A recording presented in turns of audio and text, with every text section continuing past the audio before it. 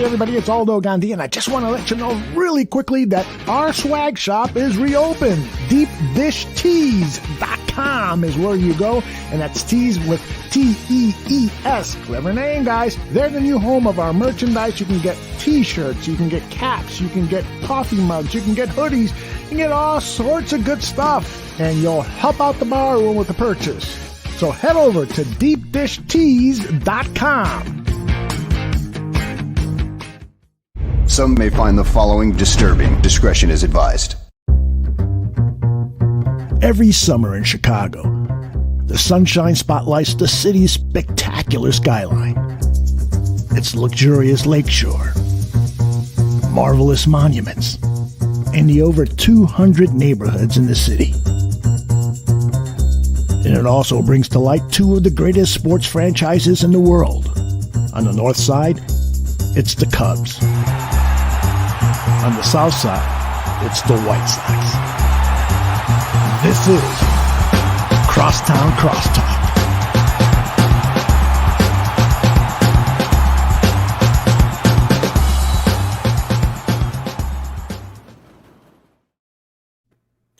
Hello and welcome to episode number 23 of Crosstown Crosstalk, presented by the Barroom Network. My name is Vinny. And I'm Joey. And Joseph. Damn. Sad.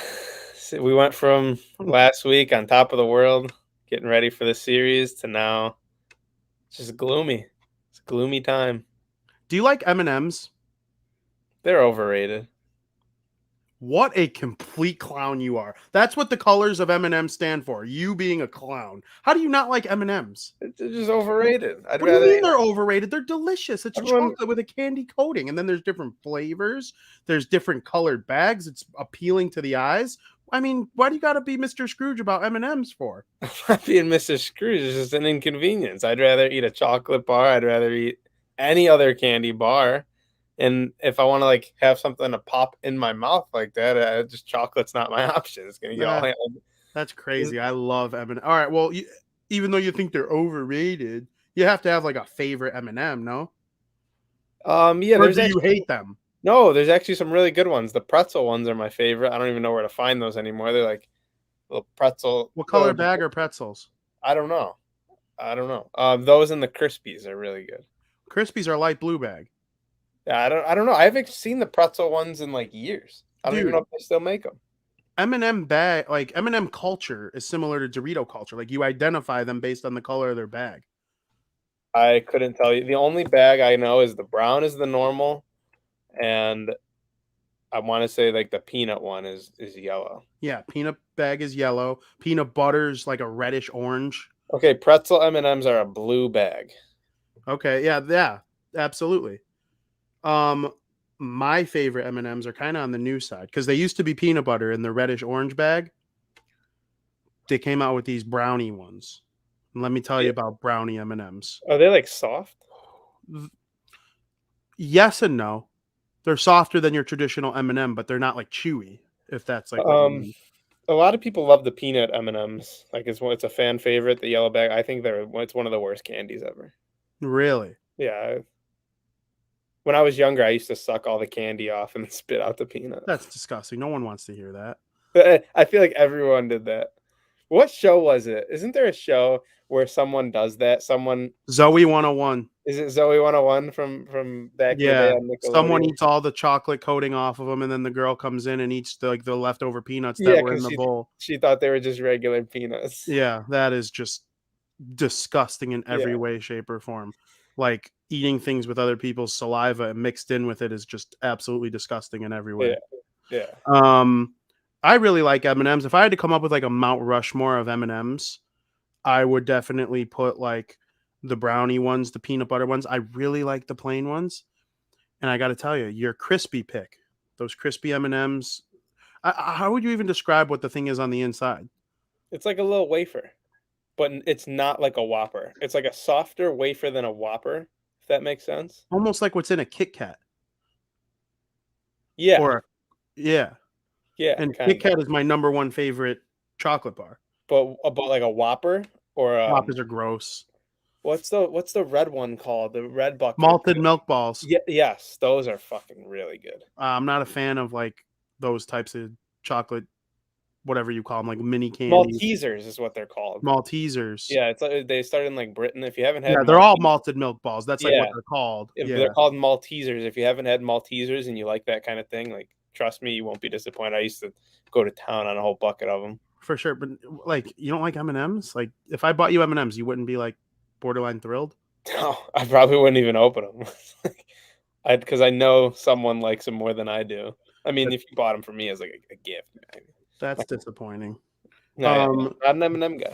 There are people out there though, complete weirdos, that think plain M&Ms have a different flavor based on their color. Yeah, you tried saying that one time. You were just being a dick, but you Yeah, tried. no, I was doing that thing I do where I like try to make you think something just to get a rise out of you. But Yeah. like real talk, they're not even a little bit the same, a little bit different. Yeah, I knew someone in high school who was like that. They said they were able to taste the dye, the different colored dye. Get out of here. And then we tested them, and then they didn't. They were stumbled.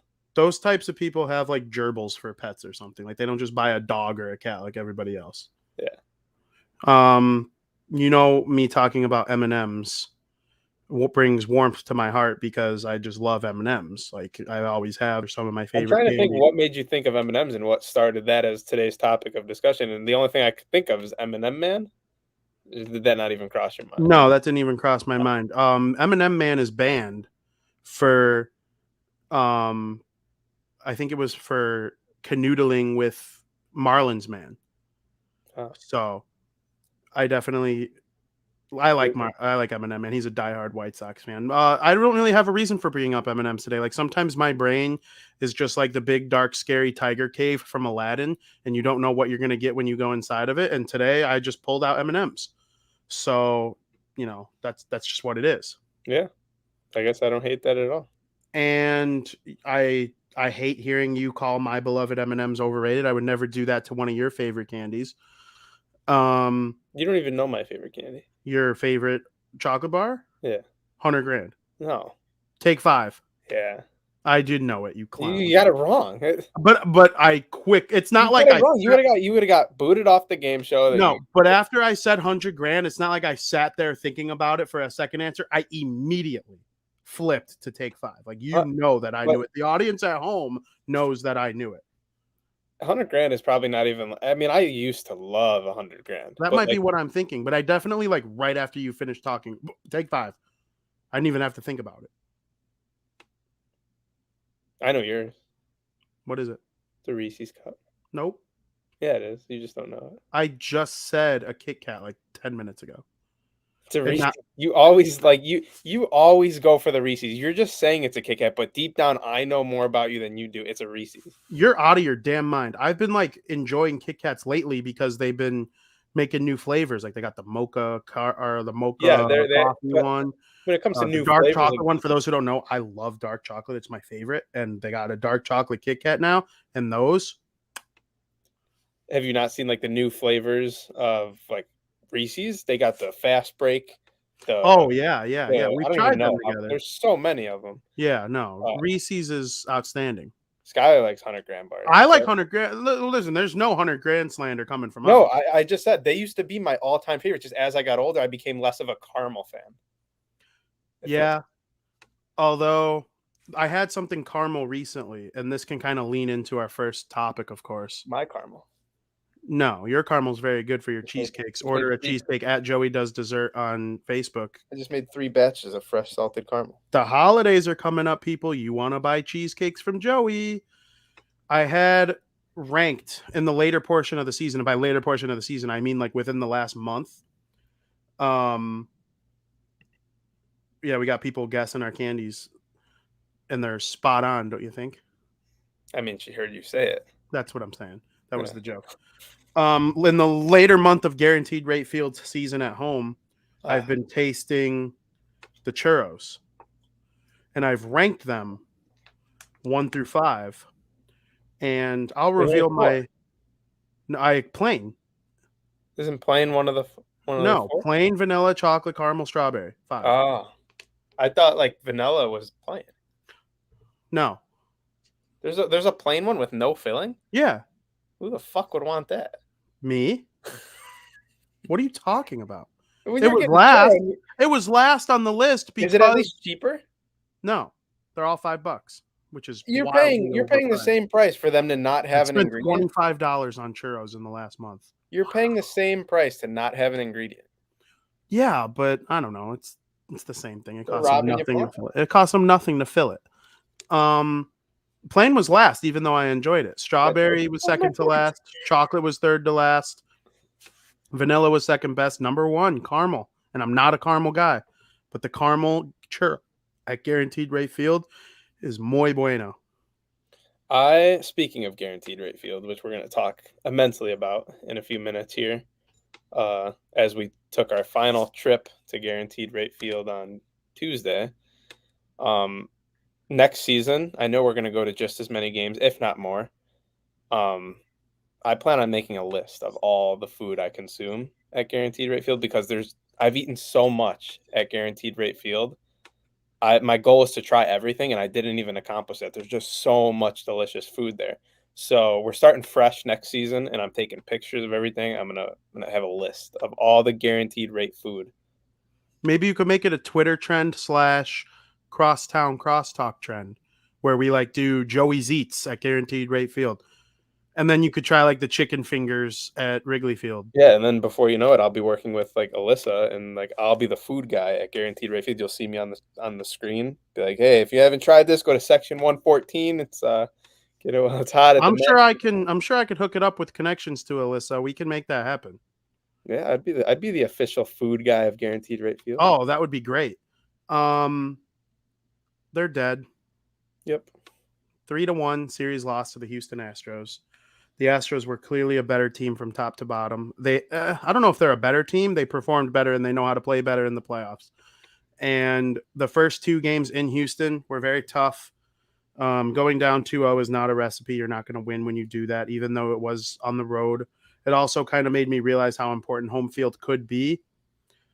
But, I mean, just your thoughts on the first two games in Houston, the way they went and how you think that kind of set the tone for the series. Yeah, that game 2 on that Friday was a must-win game. I think we saw with the Red Sox series how, the Red Sox started on the road just like the White Sox did. You lose game 1, and the way you look at it when you're the road team in a 5-game series, I don't hate the idea of being the road team one bit because it gives you a chance to steal that home field advantage early in the series, which I think it's easier to get wins earlier in the series before teams have each other figured out, if that makes sense. So winning that game 2 was so important, and it proved to be that way because they won at home. So, and then who knows what happens in game 5 when both teams have each other figured out, the pitching matchup, there's a lot of variables. So winning that game 2 was crucial, and they didn't do that. And I think it had a great deal to do with the way the game was managed by Tony. Whether you disagree or not, I don't like, keeping Giolito in certain times. I don't like going with Garrett Crochet right out of the bullpen for the first pitcher. I don't like swapping Lurie Garcia to right field and putting Cesar in at second. There's just a lot of moves that I didn't like in that game, and ultimately, I believe that was the turning point in the series that costed them, regardless of them winning in game 3 at home. I couldn't agree more. Yeah. Tony La Russa was bad in game 2. I think it was kind of indifferent the rest of the series. Him and Dusty Baker they both kind of managed the series poorly, but the Astros hitters were just more timely. Dusty Baker makes bad bullpen decisions all the time. I know the Cubs fans watching probably agree with that to the nth degree. But when the White Sox were winning 4-2 in the 4th inning, or I believe it was the 5th inning on Friday in game 2, I don't understand how Garrett Crochet, who's a great pitcher, Garrett Crochet is a future star. He came in after pitching the day before instead of Michael Kopech with a 4-2 lead. And Kopech goes 3 straight games without playing. And then in game 4, he comes in and shoves. He gave up a 2-run home run to Kyle Tucker, who just pisses on every baseball he comes across. But, outside of the Kyle Tucker home run, Michael Kopech was sweet. And I couldn't believe that Kopech shouldn't have been brought in game 4, but we'll get to the home games in a minute. In game 2, Kopech should have been brought in with a 4-2 lead. He probably would have preserved it. I do believe that. And if they win that game, it's a totally different story. We don't know what we're talking about right now. Maybe we're talking about hosting a playoff game against the Red Sox, but I just it's bad the way the first 2 games went, and it was poorly managed, and that ultimately cost them the series. In game 1, Crochet came in and they were hitting him pretty much like right off the bat. So I just don't understand the logic in the next day going with the same guy who they just saw. So they know what they're looking at here. They were able to hit him the day before, so they put Crochet in again. I agree. If they go with Michael Kopech, I think this whole series could be different. Maybe yesterday we watched Game 5 in Houston. Yep. And then they came home. And Game 3 is one of the greatest games ever played at Guaranteed Rate Field. We've seen a lot of cool shit, and I told you this walking out of that stadium. It was one of the best sporting events I've ever been at. The energy that I felt being a part of it was something like I've never seen before. And I've been to a Hawks playoff game. The Hawks playoff game I was at, they got shut out. I went to a Winter Classic. I was rooting for the away team. So, like, for me, as a fan of the Chicago White Sox and a fan of a lot of other teams that I've been to events, this was probably the best, most meaningful event that I've ever been to. It was, when I say the word electric, like so much up and down standing. Anytime something happened, 2 strikes, everyone's on their feet waving their towels around. It was an incredible experience, and I honestly wouldn't change a single thing about that game. No, I think often about how I wish I could go back and relive that day. It was one of my favorite sports days I've ever experienced, and I mean that from the bottom of my heart. I've been to the SEC title game. I've been to 3 outdoor hockey games. I've been to Blackhawks playoff games. I've seen a lot, and I'm not trying to brag or anything, but I've been in a position where I can see these things. And the White Sox game on Sunday was the greatest experience I've ever had at a sporting event. Unless they make to the World Series and I don't see anything passing it anytime soon. I'll tell you one thing.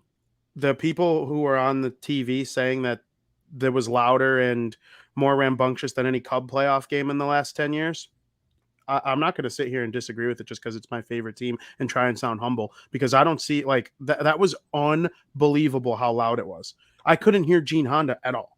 Yeah, the only thing that like could have made it better is if it was a clinching game. Imagine if they won like that to win the ALDS, or if it was like a World Series game. Like, that's the only way I can see it being more energetic than it was. And that just seems like an impossible thought because of how amazing it was just for a Game 3 where you're down 2-0 in a series.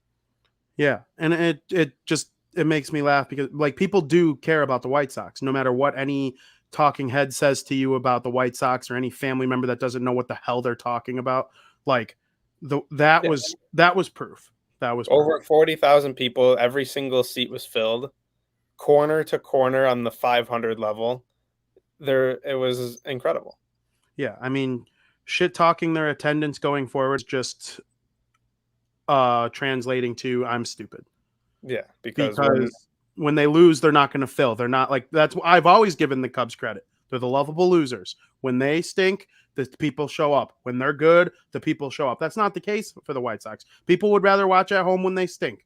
And I also think that's more of a sign of it being less of an experience to go to Guaranteed Rate Field and more for, I want to watch my baseball team. And it was all proved to me throughout this season, and the blackout game being as intense as it was. And I was just, it was unbelievable. It was. I don't know why for Game 4 they didn't kind of follow pursuit with the whole blackout thing. That's the MLB. It was it was technically, 95% of people. Yeah, but there was noticeably less people, or more people not wearing black in Game 4. Yeah, I blame one thing on the White Sox here with game. There's some bad voodoo. Yeah, that's here's your Game 3. Here's your Game 3 towel. Okay? And then excuse me, Jerry, what the fuck is this? What the fuck is this, Jerry? You give out this for game 4? Are you fucking shitting me? No wonder they fucking lost. This is the rally towel. I'm waving this dope flag in game 3. You got TA7 and Eloy Jimenez on it. 2 of the best hitters the White Sox have ever had. Change the game, bitch. And then boom. Black flag. The only good thing about this fucking rag right here is the jokes that came out of it throughout the night. I heard so many people making jokes like the fucking sweat rag, the gym towel. Yeah. I saw people saying like, oh, this is how they're going to be able to afford Marcus Semien in the offseason because they gave us dish towels. Yeah. And then to cap it all off, after the games are all said and done, it sums it up perfectly. Like this was their performance in game 3. And this was their performance in game 4. Yep. It's so true. And yes, it's just literally black on both sides. And everyone got those. It's not like they ran out of the cool ones. Yeah. And these are made. There's no tag on this. These are not ordered. These, you can order the same exact thing on like Amazon from Windcraft. So, yeah. Just an extremely cheapo move right there. I'm very disappointed. Yeah, well, it happens. I'd rather them go spend that money on Marcus Semien in the offseason or something. Do something, Rick and Jerry, because this team is freaking good, and they're another starter away. They're one more bat because the White Sox had an elite 6 hitters and the Astros had an elite 7 hitters. And I think I would fire Frank Menechino, the hitting coach, and bring in someone new with a new approach because single after single, I always say batting average is a bad stat because it is. The White Sox all had good batting averages in this series, but guess what? They all had low OPSs. They did not drive the ball. They did not hit gaps. They didn't hit home runs. There were very minimal doubles. I think Andy had a double. Leary had a home run. Grandal had a home run. Gavin Sheets, probably the White Sox best hitter in the series. Probably the best hitter in the series. Probably the only bright spot in game 4 as well. Yeah. OPS more important than batting average. I don't care that Tim Anderson, Abreu, Moncada, Anderson, they all had they had a combined like 20 singles. Yeah, that sounds nice. All great batting averages. You can't drive in runs that way on a consistent basis in today's MLB. That's just not how it works. Do you think the Astros are just better right now? I want to say no, but I mean, I've just proven wrong in 3 games out of 4. So it's hard to say anything. I don't even know how to argue that point, but I really believe that the core of this White Sox team is a talented group that is going to be World Series champions. So now, I guess you have to say yes, they just are better. But I think, a little sneak peek before we talk about the upcoming series, I think the Red Sox are going to shit on them. I don't think the Astros are better. I think they're even talent-wise. Because the only position I would say is an upgrade in Houston, Altuve is better than any second baseman the White Sox have. Bregman and Moncada are similar. Grandal's a significantly better hitter than Maldonado. Better hitter. Maldonado is all-world defensively. You can't let there was I don't even know who. I think it was Tucker. You can't let him just go first to second, no throw down, and then second to third they were giving him. I think it was when Kopech was pitching. It was back-to-back pitches. Yeah, you're just gonna give him these bases. Grandal might be a DH in the postseason next season. I wouldn't be surprised. And honestly, he was bad defensively this year. He had the clutch 3-run homer in game 3 that kind of started. Good hitter, 900 OPS. Besides that, I was very disappointed with Grandal. Oh, with his bat? With his batting. Besides that homer, or besides that game where everyone pretty much got a hit. Yeah. I don't know. He was not great. No, you're right. But he had a great year. Oh, he had a phenomenal year. Hitting wise. He's my defensively not so much. He's my second favorite player on the team for a reason. Yeah, I mean, he's a good player. Next year I expect them to either work on the catching, because when a White Sox player has gotten critiqued for being bad defensively over the Rick Hahn era, they came back the next year 10 times better. Abreu, horrible defensive first baseman. What are we going to do when they lose Paulie? Abreu can hit just as good as Paulie, but what are we going to do? Yeah, he was bad at first. Now he might win the Gold Glove at first base. He'll at least be nominated. He was. There was like one play he messed up. Moncada was a second baseman.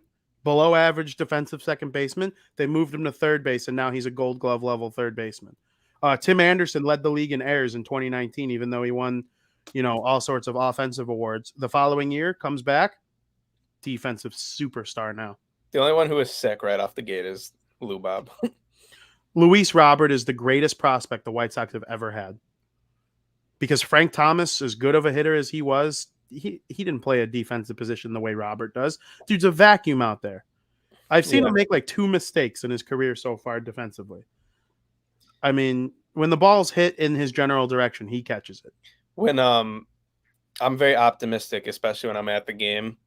A 5-1 lead doesn't scare me. I've seen the White Sox put up 4 runs many times in an inning. We saw it in Game 3. I was not worried at that point in the game.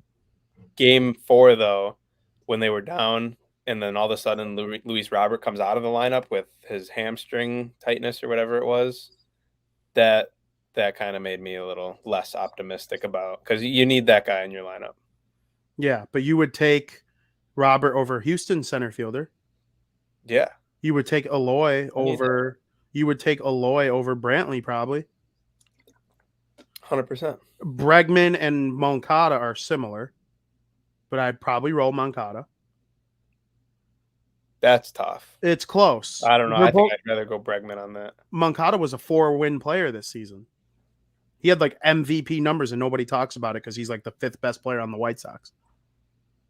Yeah, it'll be interesting for next year if they can avoid that injury bug that they had infected this team all year long. I think it's me. I was thinking the same thing. I didn't want to say it. I don't want to call you out, but well, have you seen the Devils injury report? No. Severson, Smith, Wood, Blackwood, all out tomorrow. No Blackwood? Yeah, no. I honestly think it's just me. I'm the injury bug. If I root for you, you get hurt. Damn. Unless your name's Tom. Yeah. Well, yeah. This is baseball right now. We'll get into that later. Is Jose Altuve a good villain, in your opinion? I'm going to get shit for this. No, because you're not going to get disagreement from me. I know what you're going to say. Especially because, I'm rooting against them heavy the rest of the way because I'm rooting for every team in the NL over the Astros, and I'm obviously going to root for the Boston Red Sox over every team. So I never root for the NL in the World Series for the most part, unless it's the Braves or the Mets or the California teams. I almost always root AL. Not if the freaking Astros make it. Hell no. I would consider rooting for the Cubs. With all that being said, serious. With all that being said, Jose Altuve is hilarious. Oh yeah. He's so funny. The way he reacts, you could tell in Game 3 he was getting a little rattled. He threw his helmet after he struck out. But I mean, he just kind of embraces it. He loves everything that he does. And then to cap it off, Game 4 at the very end, he hits that home run and just kind of sends off the Chicago fans even angrier than they have been all year at him. So I thought it was hilarious. I think he's the perfect heel in the MLB. He's perfect for the Astros. That's the home run I'm talking about. He's perfect for the Astros. I mean, special shout out, Nick. Go Braves. We're a Braves podcast now. This will be on my head when we get to that segment. Altuve is just a little punk, and I'm a little punk. I rub people the wrong way apparently sometimes, and I love Altuve. If he was on my favorite team, I definitely would be all in on this guy. If the White Sox had an Altuve where everyone just I loved AJ Pierzynski. If you don't like AJ Pierzynski, you could fuck off. And that was my thing. I loved that. And I know, the Cubs guys, they all hated AJ. They hate Ozzy. Good. That's what you want as a baseball fan. I can't stand Wilson Contreras, right? I think he's the most annoying creature I've ever come across in all my years watching sports. And that should be music to Cubs fans' ears because he's an elite catcher. He's an elite hitter. He's got a cannon of an arm, and he's obsessed with winning. So if your biggest rival hates you like that, it should be music to your ears. And that's exactly how I feel about Altuve. If you don't like Altuve, you're right. You have every reason to hate his guts. He's a little cheater punk ass. but he's a very good baseball player. He's probably going to go to the Hall of Fame, whether you like it or not. Yeah, That little shit stain of the cheating scandal, it's not on his record. He was a player. He wasn't involved in creating the operation. He certainly participated in it with his little, don't rip my shirt off. I don't want my wife to see my tattoo. Yeah, okay. Still, at the end of the day, it's all speculation. No, it's not. There's proof that he wore a buzzer. You think Lunau, Cora, and Hinch all got fired with no proof? They would get sued. There's proof of the banging of the trash can. There is proof that the Astros cheated. Yes. Lunau, Cora, and Hinch all got fired. And the Mets coach. I don't think there's proof with a buzzer, though. I forget. Beltran. I don't think there's proof with a buzzer. Maybe not. There's proof in this, the can banging and the stealing signs. Okay, yeah. Using technology to steal and acquire signs. Okay, and I still think Altuve is going to make it to the Hall of Fame. I don't think there's proof of a buzzer. That way, it's all like, I mean, it's all but confirmed. Yeah, I get what you're saying. Do you think Altuve is going to be a Hall of Famer? Yeah, he's especially if he keeps up what he's doing like right now. He was the highlight of this entire series. All the way back from game 1, his slide into home plate, he's been the highlight of the series. I loved seeing the White Sox fans chant, cheater, cheater, cheater. Every time one of those guys came up to bat, that the place just flooded with cheater chants. I posted a video on Twitter. Inflatable trash cans, people banging the real trash cans in the outfield, someone throwing a trash can, attempting to throw a trash can onto the field. Oh, the White Sox fans were fucking hilarious. Yeah. Yeah, I agree with Skyler. The way he it's all speculation. Don't rip my shirt off. Don't rip my. And I'm then not saying his ass darts to the locker room, and he comes out without the jersey and the Astros championship shirt on it, and he's like, I'm not saying that it didn't happen. I'm just saying there's no proof of it. No, yes, there was proof of cheating though. Yes. Otherwise, and that's why people who call the Red Sox and Yankees cheaters, they can honestly suck one, because there's no way that that's true, because they got looked into. And if they found stuff on the Yankees and Red Sox, Boone would have been fired. Cashman would have been fired. All sorts of people would have been fired. Dave Dombrowski, all these people involved would have got fired, just like they did with Lunau and They wouldn't have rehired Alex Cora as their coach. Well, Alex Cora was involved with Houston. I get that. He was on the Red Sox in 2018, got fired, and now he's back. Yeah, but he got fired because he was suspended by baseball from the Astros. And you really, I'm saying, they wouldn't have rehired him if they found out he was cheating in Boston as well. Yes. That's what I'm saying. Agreed. Yeah. Agreed. But yeah, Jose Altuve, great villain. Great villain. And like I said, the highlight of the series ever since that slide that they showed 1 million times on whatever, on Fox, I think it was. Yeah. It was close. Moncada made a good play. People got mad at Moncada for throwing at home. He made a great play, and Altuve made a great slide. Yeah, there's been a lot of memes kind of relating to what Skyler said. Who do the Yankees fans root for now that the Astros are playing the Red Sox? If I was a Yankees fan, I'd be rooting for the Astros. Yeah. I think it's if the White Sox didn't just lose to the Astros and they were playing anyone but the Red Sox, because I like the Red Sox. They're my second favorite team, I would say, in baseball. I would say I'm probably I think it's kind of funny. The Astros being the villain kind of just cracks me up and it makes me laugh. And I kind of like the whole FU attitude, because that's kind of a similar attitude to what I have. And yeah, I would root for because I think Altuve is hilarious. But it was nasty with the White Sox and Tepera, and we'll get into that in a minute. So I can't root for the Astros now. They're garbage to me right now. But next year, if they were playing the Rays in the next round, I probably would root for the Astros because it's funny and it would make a lot of people angry. It's kind of like rooting for Tom in a way. Everyone just gets mad at Tom because he's so good.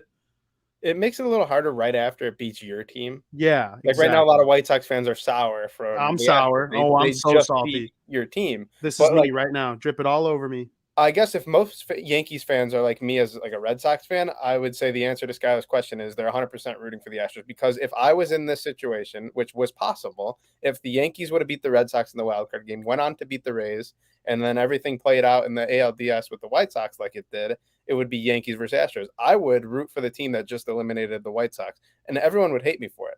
I'd be rooting for the Astros big right now against the Yankees. So I'm assuming that Yankees fans are doing the same thing against the Red Sox.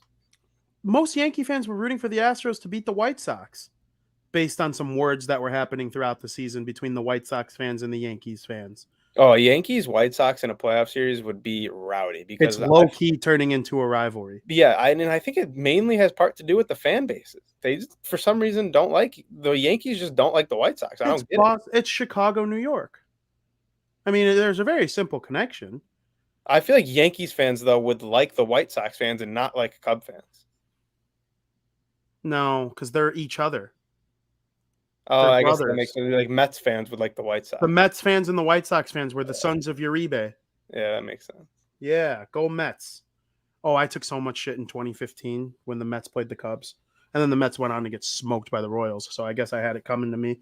And I mean, we'll get to Cubs White Sox stuff in a minute here. Do you think Ryan Tepera was a detriment to the White Sox with his mouth? He was certainly not a detriment to the White Sox with his arm. He was brilliant. He was better than Kimbrel.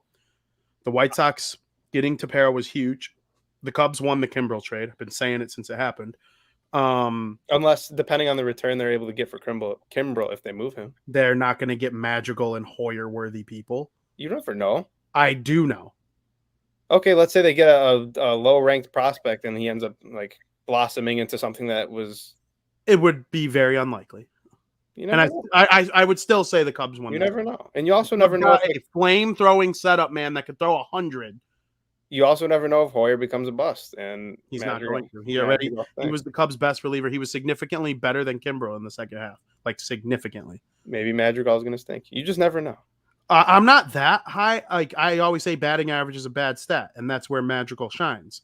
He hits 310, but you know the difference between Madrigal and like Moncada, he bats ninth.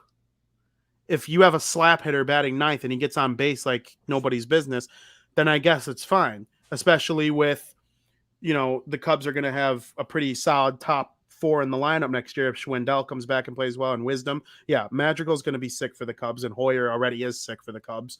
So, yeah, they won that trade easy. But Tepera, what do you make of his comments? Do you think he's kind of a clown for what he said? I kind of need like a little refresher. I know the gist of it, and I just don't want to like speak incorrectly here. I know the gist, from my understanding, is that he pretty much, I don't want to say called out his teammates. No, not his teammates. Was it okay? I'm assuming he was talking about the Astros though. Ryan Tepera basically said that the Astros are known for doing sketchy things, and he pointed out that their swings and misses in Chicago were wildly different. Gotcha. So he kind of they laid off lots of competitive pitches in Houston, like competitive pitches, like breaking balls that most major league hitters fall for and swing at. And they were just laying off of them with relative ease in Houston. And then they come to Chicago and Jose Altuve swinging out of his ass, and Bregman can't pick up a spin on a single pitch. And then they kind of shoved it up their hoop in game 4 and made Tepera look dumb. So like, what do you make? Do you think the Astros were motivated by Tepera in any way? I would be. If someone accused me of cheating and I wasn't, I would want to smash your face into the ground more than you can possibly understand. So I kind of am annoyed that Tepera did that. And like I said, awesome pitcher. He's you know, do you remember that year that the player got an accidental MVP vote? Someone clicked his name by accident in the poll, and he got like 1 MVP vote, and that like increased his pay because someone clicked his name by accident. Do you remember hearing? I don't remember that. That happened, and it was Tepera. Like, he's a damn good pitcher.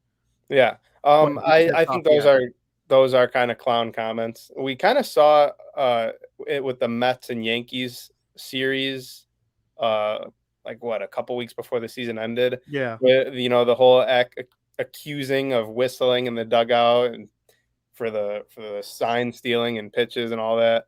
I don't know, to make those comments right in the middle of a playoff series is questionable. Yeah, you just beat them. You're still down 2-1 in the series. You got another game in Chicago. I don't know why you'd start running your mouth like that, because I agree with you. It's going to motivate. If I'm a player and I get accused of cheating, it's going to motivate me to prove to you that, hey, we're not cheating. We can do this in your building too. And they did just that in game 4. So I actually don't think the Astros are cheating in any way right now. So I do think Tepera's comments were kind of clownish. I agree. I probably But- would handle the trade deadline differently going forward. The thing, look at like the Dodgers and what they did. They got another top quality starting pitcher in Max. Well, they lost Bauer, so they basically just replaced Bauer with Scherzer. Okay, that's fine. And then Trey Turner won the batting title, which again, Exactly. batting average, but still, But like, inserting a guy the like batting Trey, title is a little different than like just praising a guy for hitting 300. but inserting a guy like Trey Turner into your lineup is gonna make you a better team than you already are, no matter the circumstance. You can argue he's their best hitter. Yeah. Justin Turner in the playoffs is awesome as well. Well, he's also had an MVP level season himself, and Mookie Betts is right there. Bellinger had an off. Like, if you have Bellinger batting 8th, get the hell out of my face. Yeah, Chris Taylor has been Yeah, but like really good, kind of. yeah. He's not a superstar. He's just a solid, like FU ball. It's all without Max Muncy. Yeah, There's a lot to talk about with the Dodgers. yeah. We'll get to that. Yeah, I agree that the trade deadline should be handled a little differently, and I also kind of feel like the White Sox need a true ace. That's the way I feel. I don't think they have a true ace. Oh, I strongly disagree with They that. have 4 guys who are very, very, very, very good pitchers, but they don't have a one guy where you know what you're going to get when you start him. I strongly disagree. I'm sorry. I strongly. Lance Lynn had a 2.2. Okay, ERA. that's fine. He's in a really good rotation, the best rotation. Rodon had like a 2.1. That's fine. So Giolito had the second lowest ERA in the second half in all of baseball. That's fine. They don't know have what an ace is? Cole. They don't have a Garrett Cole. Yes, they do. They have 4 of them. No, Maybe 5. I disagree. Yes, they do. Okay, I disagree. They don't. The They Astros don't have line a up guy around them. where you have. Garrett Cole got fucked by the Red Sox. In Yeah. the first Okay, he inning. fucked up. He had a bad game. So did Lynn. You get what I'm saying is you look at some of these teams, they all have one guy who is just noticeably the better pitcher out of everyone else in the rotation. Yeah, the White Sox have one of those. Who? His name is Lucas Giolito. Okay. They don't use him like that. And Lynn, and you had to give Lynn game 1. And how did that work out? I disagree. I'm sorry. No, I'm sorry too. Ace is a guy whose ERA is 1 full point lower than league average. That is the definition of an ace. The White Sox had 4 of those. And you can argue Kopech is more talented than all of them. They don't. Okay, whether you want to use the book definition of an ace, they don't have one guy that, okay, this is game 1. Everyone is ready to go. This is obviously going to be our game 1 starter. They do, and they didn't use him right. Okay. Lucas Giolito is that guy. Okay, maybe he will be. Maybe he is. No, he is. Not right now. Dude, his Cy Young finishes are like 5th, 4th, and 3rd. Okay. And then this year he'll probably be like 7th or 8th because of the first half. Okay, well, I'm saying like you think of the Tampa Bay Rays, Tyler Glass now. Think Lucas of the Yankees. Giolito. Okay. Yeah. Okay. And Lynn and Rodon can make a case. I'm But saying Rodon needs to get healthy. Like, Rodon just never plays a full season, so he's not trustworthy. But his shit is ace-like. You don't have 3 of those guys. There's always like almost every team has one guy who is just noticeably better than the rest. So did the Mets not have an ace in 2015 when DeGrom, Syndergaard, and Harvey were all basically the same? No, they had 3 aces. DeGrom is probably their best. Did the Cubs not have an ace in 2016 because Lester and Arrieta were both fuck you good? Pretty much John Lester was their number one guy. No, he was. Jake Arrieta was better that year. He was their game 1 starter. He started the wild card game against Cole. Listen, I'm saying they need that one guy. They have. If they had their what? They have 3 of them. Okay, they have 3 of them. They all just pitched so good in the playoffs. No, they pitched horrible in the playoffs, but aces play horrible in the playoffs sometimes. A team Garrett doesn't Cole just got have lit 3 up. aces. Garrett Cole got lit up. You bring up Garrett Cole, he stunk. A team does, but when you think He's of the Yankees, 0-3 in wild card games. but when you think of the Yankees like best pitcher, you're going to think of Garrett Cole. Okay, well, people when they think of the White Sox best pitcher, it's hard to pick because they have so many elite ones. So you're saying because the White Sox, who do you get in this situation? I'm not because saying it's hard to argue any pitcher in the league better than either of those 3 guys. Even would you take Cole over Giolito? Yes, Cole at his best and Giolito at his best. Cole stinks under pressure. He's 0-3 in wild card games. Okay, He always gets his ass beat I'm in the talking playoffs. at their best. That's just how he's played it with for the Yankees in this Okay. situation. At his best, I would take Cole over all 3 White Sox guys too. But it's closer than people think. It is. I think you need one guy who you look at. Well, The fact that they have a decision to make and who, if they were that's playing not a quote unquote good problem to have. it's in a your good opinion? problem to have, but it also, I don't know. I don't think it doesn't work as well as it does when you have your one guy. The Red Sox don't have that guy. They do. It's Chris Sale, but dealing with injury. When you're dealing with injuries and you only played 6 games leading up to the playoffs, it kind of puts a little pressure on. Nathan Eovaldi is now that guy. Okay. The who's that guy for the Dodgers? Right now, it's Max Scherzer. But you can argue it's Bueller. And they have Kershaw, who's hurt right now. Every single time with their current rotation, every single time if they have to play in a wild card game, they're going to start Max Scherzer. I'm just more curious why Christopher Jackson wants us to take this offline. Like, isn't that the point of this show, to like talk about this shit? It just makes no sense. Yeah, no. I think the White Sox rotation is fine. It is the least of my worries. The fact that they have 3 guys who could emerge as that one any given year, I think is a great problem to have. If the Rays are playing in a wild card game and they have a full healthy rotation, who's starting? Game 1? Yes. Glasnow. Okay. We're able to come up with a name right off the bat. Oh, I have that name for the White Sox, though. I said it 4 times. Okay. But a lot of people would argue something else. There's an argument to be made for like 4 different guys. And you don't think in Los Angeles there are people that think Bueller should be the game 1 starter? I guarantee you there are. Cy Young and NL might go Scherzer or Bueller. Okay. Or the Brewers guys are in there too. Okay, the Brewers. Burns or Woodruff. They don't have one guy you just boom automatically comes to your brain. They have 2. Look, they just got bounced in the same exact ways. Okay, the Giants. Probably would. Okay, but you said probably. No, like I there's would. a case, no, there's a case to be made for men. Would. And they're about to get bounced. Would. And they're about to get bounced. That was really funny. Would. Yeah, I don't know. I don't agree with that at all. I think the White Sox rotation is absolutely the least of my worries.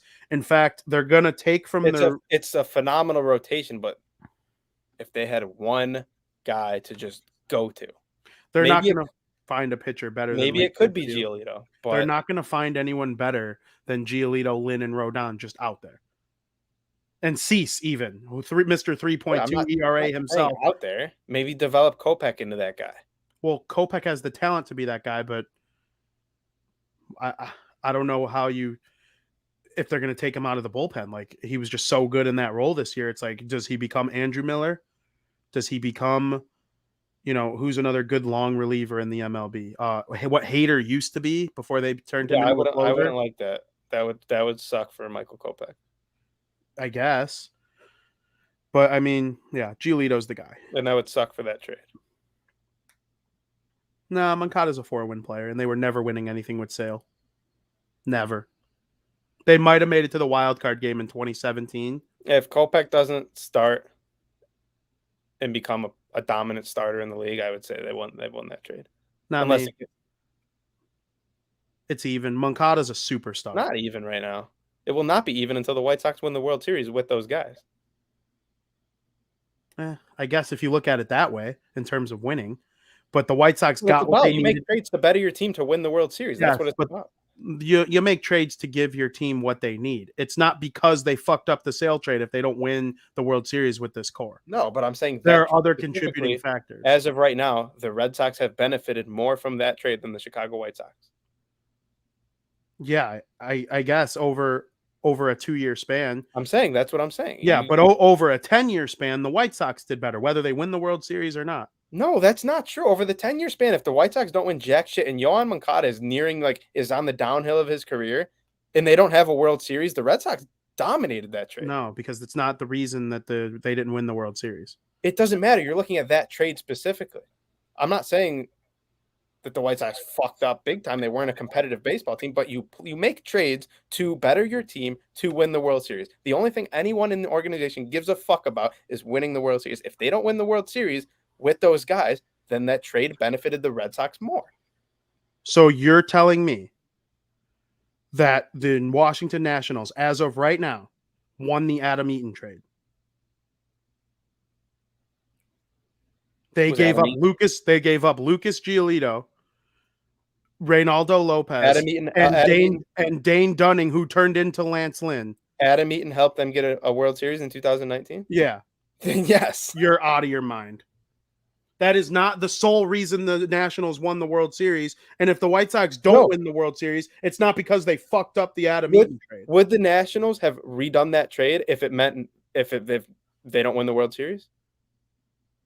Would they have not done that trade if it means, okay, in 2019, you're not going to get your World Series championship? No, they surely would have done it again. Okay, so they won the trade. I don't think they won the trade. You make trades. As of right now, they won the trade. It could very easily be proven differently. You make trades to win the World Series. But that's not why they won. If you win the World Series, it doesn't matter if it's just a piece of the puzzle. If you win the World Series, everything you did leading up to that point, you did right. Both teams can succeed in a trade if one team wins the World Series and the other doesn't. No, because at the end of the day, once those players retire, you didn't get anything out of it. The White Sox are an elite team now, right? Yes. Why? They have amazing talent. Why? Because they made 3 unbelievable trades. Guess what? Those trades were unsuccessful if they don't win the World Series. You don't make trades to be an elite baseball team and win 100 games and never win the World Series. That is no one's goal. I didn't say it was, but the reason I think the White Sox still would make that trade 100 times out of 100. Yes, I like the odds of them winning the World Series. Even if they don't win the World Series, they would say that was a good trade. How can you say that? They didn't win the World Series. So you think the White Sox would regret the trade for Quintana and him, or for Giolito and Dunning, who they turned into Lynn? You think they would regret trading? I never said they would regret it. I just said the other team, it benefited the other team more because they got a World Series. Okay. The point to make trades at the end of the day, win the World Series. That is everyone's goal. One team out of 30 wins the World Series. The White Sox bettered their team by a lot with the Sale trade. True. The Red Sox got a World Series. If you say the Red Sox did better, that is what I said. But to say the White Sox just lost it, that is what I said. I said the Red Sox have done better in that trade because they got them a World Series. If every single event leading up to the Red Sox winning the World Series happened the way it did, you can't change a single thing because they got the World Series, meaning it benefited them more than everyone else. So the Astros won the trade in your mind. Not the Astros, the Nationals. As of right now, if the MLB were to just stop and MLB is gone, yes. If 10 years from now, we'll say 15 years from now, the White Sox are going through a massive rebuild. They never got their World Series in this decade. Yes, they fucked up. The Nationals benefited from that trade more because a World Series came following it quicker than the White Sox. I guess.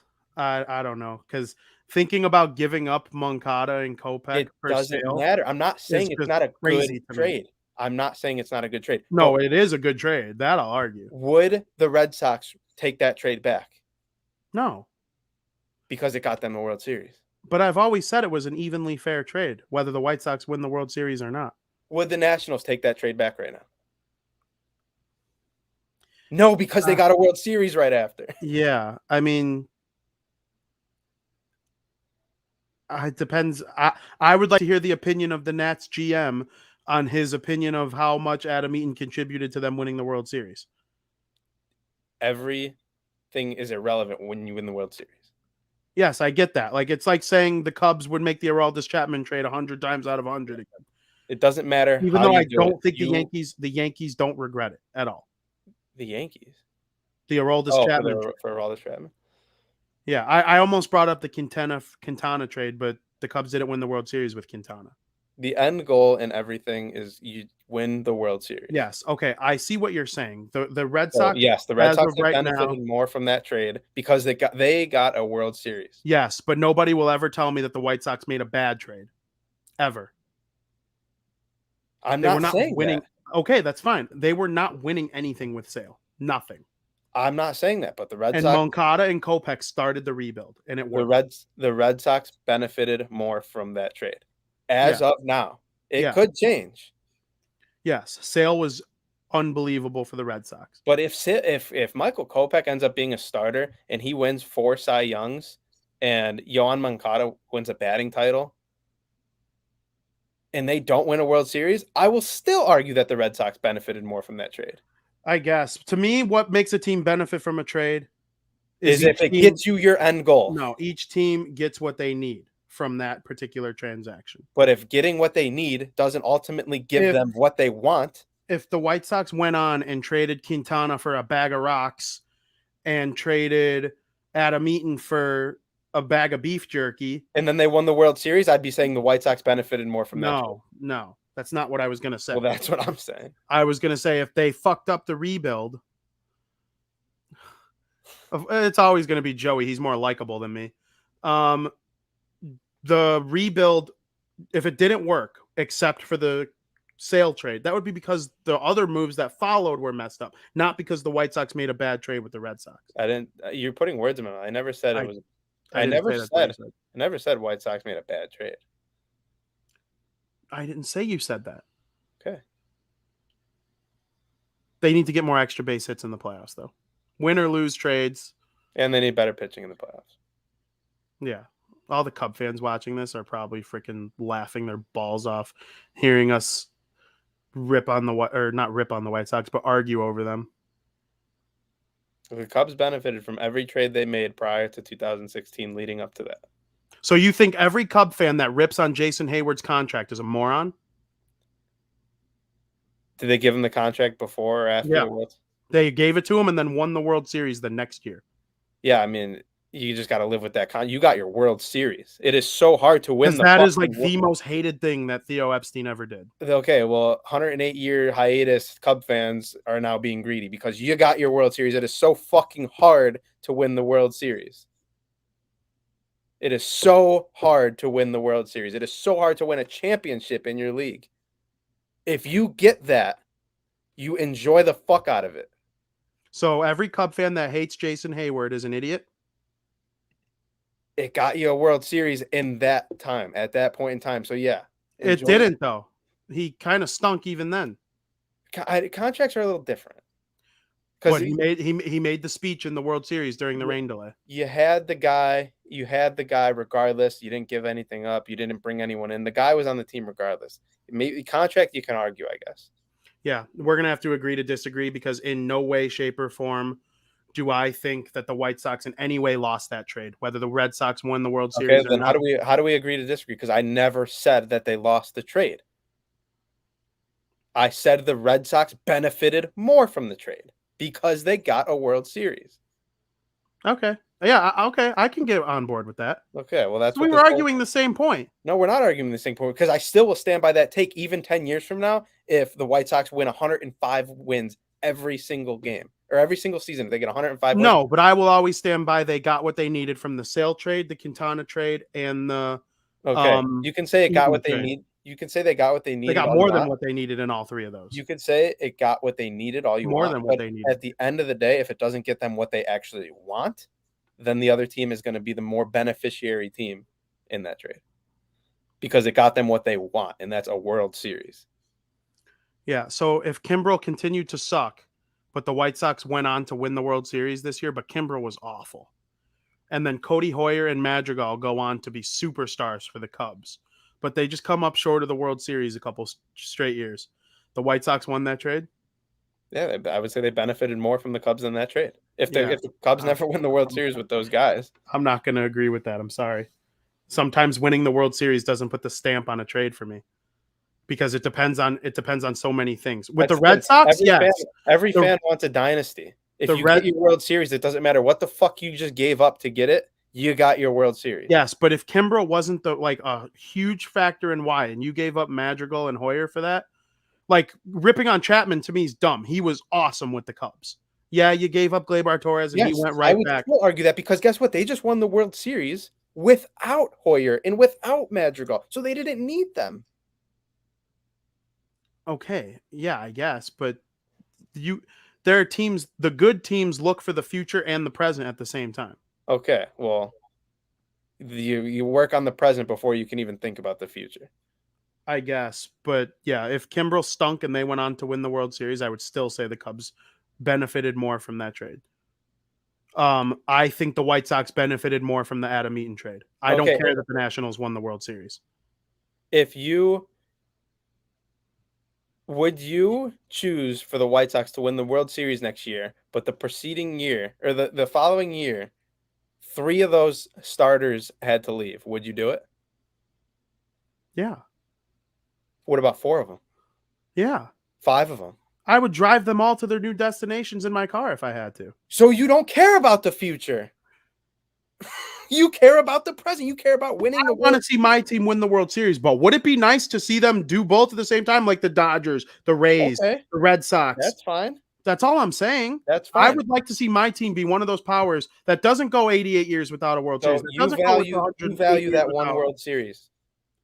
Yes, but I'm a fan of a team that Okay, you made the just said playoffs you would for drive the them all to their second next straight year and the first time in franchise history. You just said you would drive them all to their next destination. So you obviously value that World Series so much that you would consider the White Sox the beneficiary of any moves that were made leading up to that World Series. Yeah, okay, but are these starting pitchers like key factors in them winning? It doesn't matter. And They if don't. It means whatever they gave up to win that World Series, they didn't need because they won the World Series without them. I guess. I mean, it's a compelling argument. Yeah. And you're going to get people on both sides because I know there are Sox fans that think they won the Eaton trade. They might have won it in the long term. We don't know. But if they don't get a World Series out of any of the guys they traded for, and the Nationals did get a World Series without those guys, guess what? I would take that fucking Nationals timeline in a second. Oh, Because taking the timeline? it brought you a World Series. Yes, I would take the timeline too. And they stink now. They're bad, and they're going to be bad. They're going to be bad for the foreseeable future. And they're wasting cheap years of one of the best players in baseball, Juan Soto. And I still would take it. Okay, it brought you a World Series. Exactly my point. I see what you're saying. But you know what? At least we have good things to look forward to on the South Side. They're dead. What was your favorite moment from the 2021 season? I think we're going to agree on this. Yeah, I didn't we mention it last week? Yeah, do it again. The Tim Anderson walk-off at the Field of Dreams game. It was my favorite moment in baseball. Depending on what teams make it to the World Series, like pretty much only if the Red Sox win the World Series, that'll be my favorite moment probably the entire year, like including playoffs. Yeah. And don't think the suits in MLB front office don't see that as the best moment of the season, regardless of what happens this year. Oh, yeah, I agree. That put more eyes on baseball, and it was our team. And it put, not only did it put eyes on baseball, I think it put a lot of fucking eyes where they should be on Tim Anderson specifically as a top-notch guy, one of the best shortstops in the MLB, a clutch hitter, the full deal, a leader of this team. Tim Anderson is the full deal. And it proved something that means a lot to me. Regardless of if people are laughing at me and you know, bitching at each other in part because of the White Sox are here. They're going to be shoved down your throat for the next 10 years. As long as they keep this thing going, they're going to be very good for a long time. Mm-hmm. And people are going to cry about it, but they're only going to get better. Luis Robert, his first full season, didn't even get it because he was hurt. Jimenez keeps getting better and better. I don't care what anyone says. Giolito is an ace. He is unbelievable. Michael Kopech is still getting better. Ethan Katz is going to have a whole nother year with that pitching staff, and Dylan Cease. We'll see what happens with Rodon. Boris is his agent. I kind of think we're screwed there. But Lance Lynn is here. Liam Hendricks is here. Jose Abreu's here. You know, we'll see how long. Grandal, same thing. I don't know who's going to be their manager next year. I have no idea. But Tim Anderson is amazing. And they're going to keep trying to improve the team, and they're just going to keep getting better. So, yeah, I agree. Biggest need this winter? We're going to go over this all throughout the offseason. I mean, the hot stove stuff is going to be the main portion of this show once the World Series is over.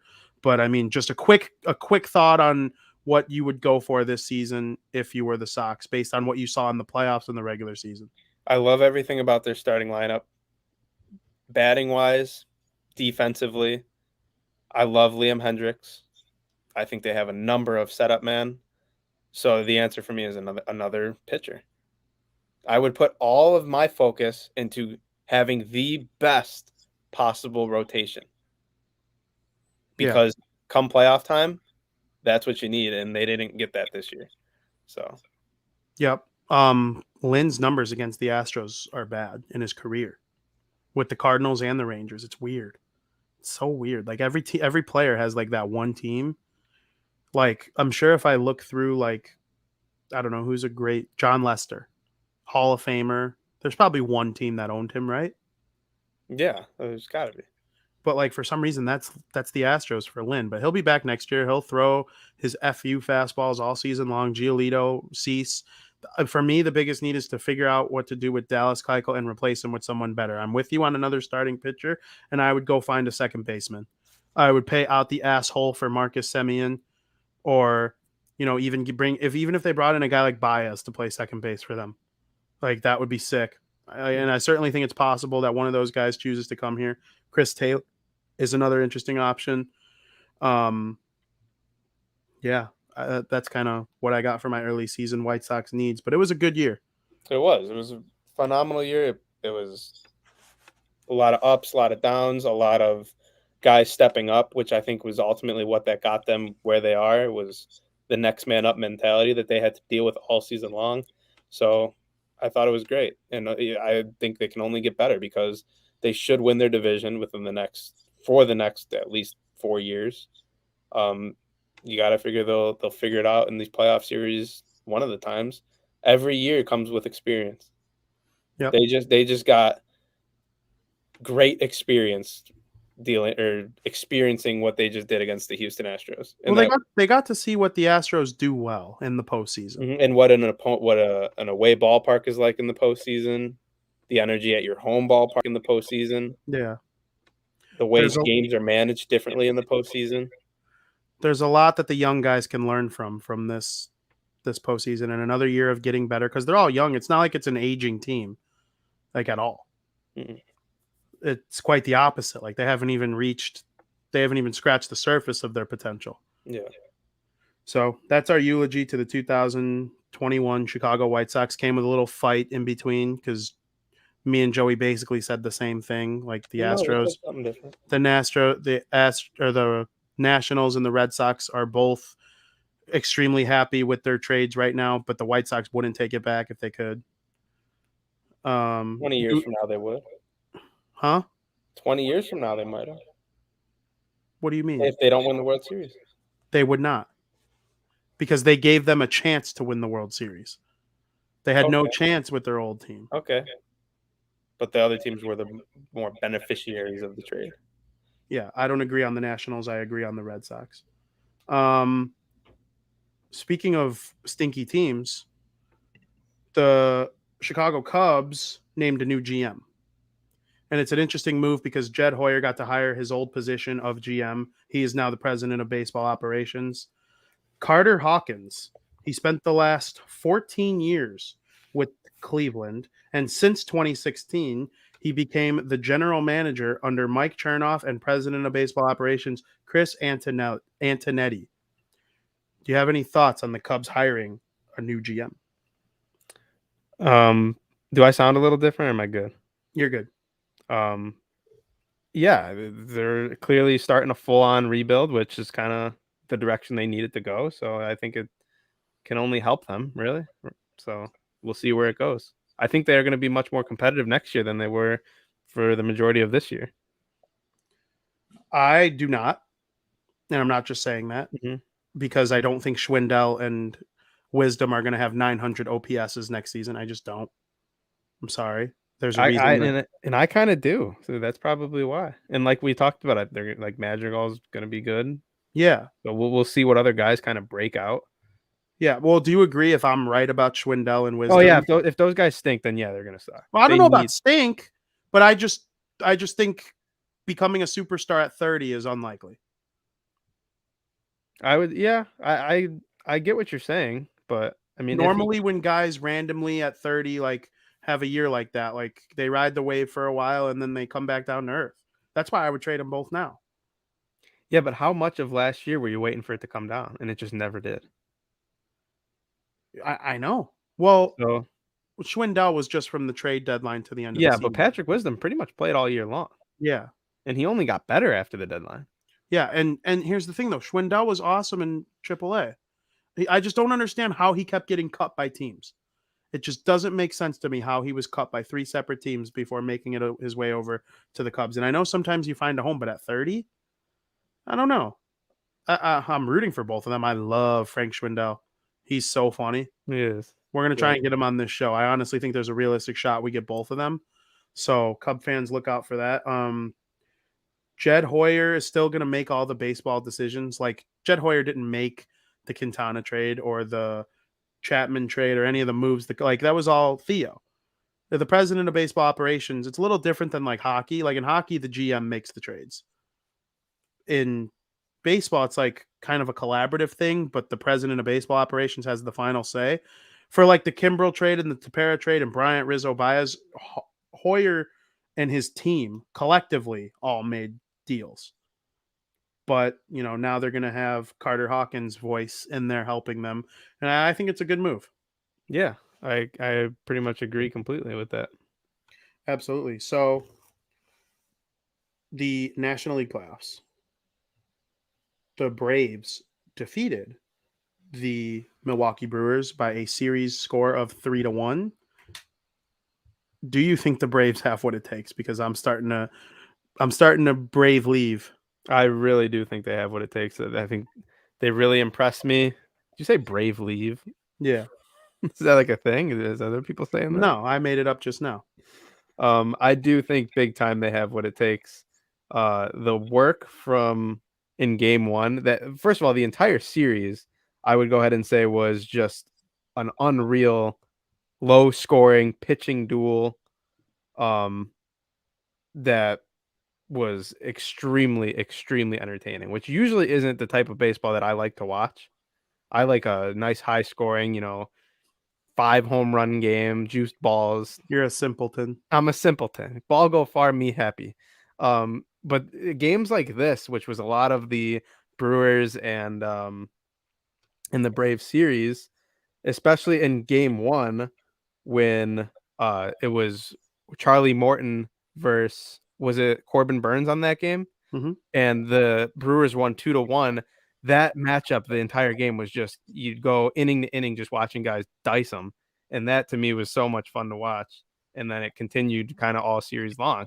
Took Jock Peterson hitting his 3-run home run in the 3-0 win. And Jock Peterson in general was awesome the entire series. So With Rizzo's bat. yeah. And then did you see the post-game interview? Yep. Where he says that he just stole one of them. Yep. So I mean, that was really cool. But yeah, I definitely think they have what it takes, and it comes down to their pitching. If they're able to, throw games like they were able to against the Brewers, who have a great lineup, who can hit balls, they can crush balls as good as anyone. I think they have a real shot against the Giants or the Dodgers. Do you see the Brewers as this year's White Sox of the National League? Yeah, we compared it a couple weeks ago that they are kind of the National League White Sox, Yeah. or vice versa. So And they played like it in the playoffs too. Mhm. Great pitching. Awesome I starting think lineup. the Brewers got better pitching in the playoffs, but Yeah, but the White Sox got a slightly better offensive production in the playoffs. The Brewers lineup Yeah. just pooped the bed. they literally bed. did. Yeah. And Yelich hit like 210 or something, like just not good from the Brewers offense. I don't know. I thought the Brewers had a chance, but they didn't. I was rooting for the Braves, as I am going forward in the National League, thanks to my good friend Nick. Go Braves. Excited for you guys. You will take on the winner of the Los Angeles Dodgers versus San Francisco Giants in Game 5 tonight in San Francisco. Who you rooting for? Well, And obviously, what do you like? So, really quick, from the Brave series, I wanted to mention this really quick. How awesome is Freddy Freeman? Oh, he's great. He's great. I mean, that game-winning home run in the 8th inning of Game 4, man, that's an MVP coming to play in a clutch moment. Mm-hmm. Shout out to Freddie Freeman. And it's just like, I wouldn't be surprised if you see like Anthony Rizzo watching as a fan, because there's no way this guy's not rooting for the Braves full aboard. Yeah. The whole Jock Peterson taking his bat thing. I'm sure he got a chuckle out of that. And then obviously we've seen all the friendly antics between Freddie Freeman and Anthony Rizzo throughout the season. So they're obviously friends. I'm rooting for the Braves. It's just a good group of guys. And yeah, Freddie Freeman's right at the top for me in terms of awesome players to watch. Yeah, absolutely. It's one of those guys that like you want to see the White Sox young stars turn into. Like you want to Oh, see yeah. you want to see Luis Robert like hit a bomb late in a game to put his team ahead and eventually win the series. Like those are the kinds of things that take these young star players and turn them into playoff superstars. Do you get what I'm saying? Oh yeah, 100%. So, hopefully that happens in due time. But yeah, moving on over to the Giants and the Dodgers. Winner take all game 5. We'll play the Braves next round. How did we get here? Every other game is a win for either team. I'm pretty sure in game 1, the Dodgers won game 1 in San Francisco, right? Or no, the No, I can't Giants remember. won. Yeah, no, the Giants The won. Giants won. Yeah, it won Then Giants, Dodgers, Giants, Dodgers. Yeah, so I was right. I just had the game 1 wrong. Giants won, Dodgers won. And if you haven't noticed something, when the Dodgers win, they put up runs. Yeah. A lot of them. Mm-hmm. The Giants won 4-0, I think, and then in San Francisco, and the Dodgers came back and won they scored 9 in San Francisco. Then they go back to Los Angeles, shit the bed, and then game 4, they put up another 7 spot against the Giants in Los Angeles. Mm-hmm. So, according to the history right now of how the series is going, the Dodgers are going to put up a big spot in San Francisco tonight. So I'm hoping for that. We'll see if the bats show up, because the games that they lose, they don't. But that's my pick. I'm going Dodgers tonight. How do you feel about the Dodgers holding off on Urias and trying to get some free innings? If you can get who's starting? Felger, is that how you say his name? I thought it was because they had Urias scheduled to pitch. This is and then saying it Nebel. changed. Nebel. Oh, Nebel. Yeah. Versus Webb. Okay. So I don't hate that, because let's say you're the away team, you're gonna bat first. Let's say they have a great first inning on Webb. They're able to put 4 on the board. Nebel comes in, he's able to get 3 outs. By the 3rd inning, if you have a 4-run lead, okay, this is game 5. Now you can work the game in your favor, which the Dodgers are a very well-run team. I think they'll be able to do that. Then you can go to Urias. Then Joe Kelly has looked awesome from what I've seen. Obviously, you got Kenley Jansen dicing it up. So I think that it's a great move if you can get off to that early lead. Do you think this is a tactic to have Urias ready for a game 1 in the NLCS? Or do you think they're just trying to get some free innings early out of, before getting to Urias? Yeah, I think that's 100% it. See how the game goes. This is pretty much what I would do, because I think they'll have Scherzer available. Yeah, Scherzer already has mentioned that he wants to start game 1 of that. Exactly. So you will see Urias at some point today. It's just a matter of when. And I kind of like the logic of not starting him. See if you can get runs early. So. Okay. Well, so we don't have a show until next Thursday, and by then we'll be well into both CSs. So let's assume the Braves are going to play the winner of this game. We'll just say the winner of this game versus the Braves. Who would you pick? I'm taking. Are you taking the winner of this game, or do you think there's a matchup that favors the Braves? Or can I take a guess what you're going to say? Yeah, you're going to say it right. You think the Braves are going to beat the Giants, but they would lose to the Dodgers? Yeah, 100%. Okay, because you just keep disrespecting the Giants from day one. That's what you've been doing. That's not true. That's not true. I disrespect the Padres. I don't disrespect the Padres. And I was right. You turned out to be right about the Daddies. There's no doubt. We disagree on a lot. We yell at each other. I guess I concede my Padres to you. My Padres. I'm so happy they crumbled. As a White Sox guy, like seeing them crumble was awesome. But I didn't think they would, and you did somehow. I don't know how you think they're going to be next year. We'll get into that in the offseason. But credit to you on that. The only thing I guess you can say I disrespected the Giants is I thought the Dodgers were going to win the division, came down to the last weekend of the season, but so it didn't ultimately matter because no matter what, I guess you had to play in that wild card game. But at the end of the day, they won the wild card game against the Cardinals. Good game. Yeah, We it talked was, about it on and the show. You can I go just back. think the Dodgers, regardless of what the records say, regardless of what the season series record between the two teams say, I think the Dodgers are a better baseball team, and I think the Giants, I think the world of them. I think they're great, but I don't know. I think the Braves have just been playing so well; they'll be able to handle the Giants easier than they'll be able to handle this Dodgers lineup. Yeah, that's fair. The only reason I don't know who I think is going to win. I'm going to roll with the Giants just because I think the Giants versus Dodgers rivalry that we've had on this podcast has been kind of fun, and I've enjoyed every second of it with you. I want you to be happy if the Dodgers win, and I'll be happy if the Giants win. Well, either way, I think both of us. Well, you're going to root for the Braves no matter what, probably.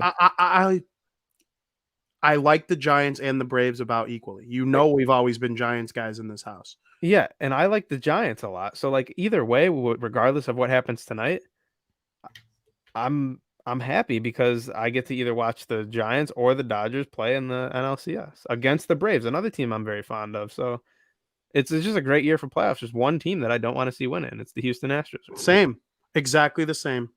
If I were to rank my favorite teams in baseball 1 through 30, I think every team left except the Astros would be like in my top 15. It's kind of weird. See, and I don't even necessarily hate the Dodgers, but the only reason I say that, or not the Dodgers, I don't even necessarily hate the Astros. It's just right now, it's just so fresh. They just beat the White Sox. If they make it to the World Series, that means they just beat the Red Sox. So I'm gonna hate them even more right now. So they took out your pair of socks. They literally just took out my pair of socks. So I'm not rooting for the Astros this year because it means that their path to winning that World Series went through a lot of teams that I like. It Yeah. went through the White Sox, it went through the Red Sox, and it went through either the Braves, Dodgers, or Giants. It's actually really true. It's a good point. Well, the main event. What's the main event today? Oh, the main event. I forgot about the main event because I already chalked it up. I had wrote it down as a W because the Astros ain't winning the World Series. They ain't, because they got to go through Fenway. We talked about the Astros at length when we gave our eulogy to the White Sox. It was a good year for our hometown Sox, but the show goes on, and the Astros will play the Boston Red Sox in the American League Championship Series. The winner will represent our beloved American League in the World Series. It's the 5th straight time that the Astros have made it to the ALCS.